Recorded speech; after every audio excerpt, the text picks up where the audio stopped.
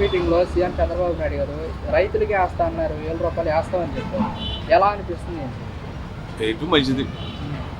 నరేంద్ర మోడీ 10,000 రూపాయలు వేసినా subsidy gold loan మీద సబ్సిడీ 75 పైసలు చేశారు.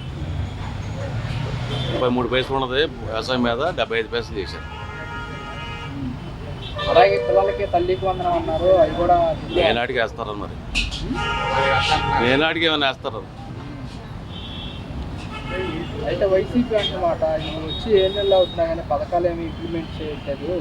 జనాల్లో ఉంది, జనాల్లో పల్లెటూరు వాతావరణం ఉంది, వేయట్లేదు అది. అంటే మేము వస్తే అమలు చేసేవాళ్ళం అని చెప్పేసి వాళ్ళు అంటున్నారు.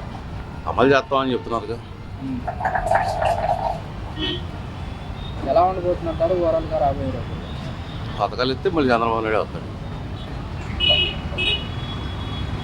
మరి ఇప్పుడు సంక్రాంతి తర్వాత జగన్మోహన్ రెడ్డి ప్రజల్లోకి వస్తామంటున్నారు. ఆయన తిరుగుతాడు. ఏమన్నా దానికి రాజకీయ నాయకులు తిరుగుతూ ఉంటారు. పథకాలు ఇస్తే యాంటీ ఉండదు చంద్రబాబు నాయుడికి. మొత్తం పైన 3-4 ఏళ్ళు ఇచ్చినా ఇబ్బంది ఏం కాదు.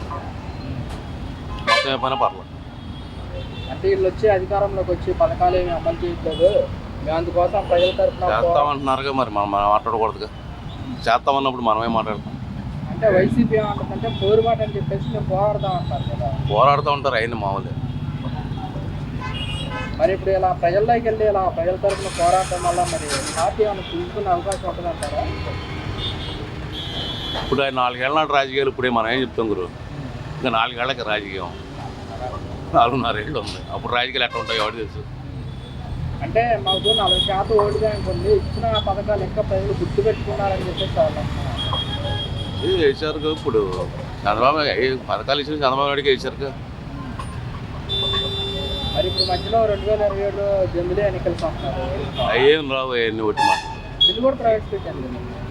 అయ్యే పని కాదు. అవన్నీ వరుసగా గెలిచాను, 4వసారి కూడా నేనే గెలవాలని నరేంద్ర మోడీ గారు అంటున్నారు. నరేంద్ర మోడీ గారు మరి జిఎస్టీలో ఓపెన్ చేస్తున్నాడుగా. పాలకారు అమ్మితే 1,18,000 జిఎస్టీ అంట. మరి ఆయన వస్తాడో మరి కాంగ్రెస్ వద్ద ఎవరు తెలుసు. కారుకి 1,18,000 అంట జిఎస్టీ. సబ్సిడీ ఎత్తేసాడు. 5 ఏళ్ళు అవుతుంది.